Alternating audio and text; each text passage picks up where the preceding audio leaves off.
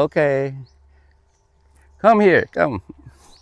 Again, good morning again. We're still in Ligao, no? Barangay Maonon. Maunon po, sir. Maonon, right? And then this is something special. Something special because, I thought Bantige were prevalent in Ilocos Norte, and they are prevalent there.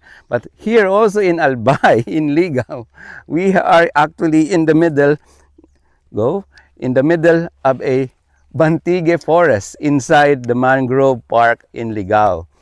Many Bantige and the Bantay Dagat personnel here in Ligao tells me that these are old growth. In fact, here's si Kuya Bong. He's one of the Bantay Dagat guardians here, and he tells us that when his lolo was still alive, these mangroves were already here. The Bantige were older than his lolo, and his lolo, if he was alive today, would have been 130 years old. So these are 100 years old, century old Bantige, and it's great that the Ligao LGU is protecting this place, the mangrove, many mangrove species, and something very special. See, when have you seen a Bantige much taller than a human being? No?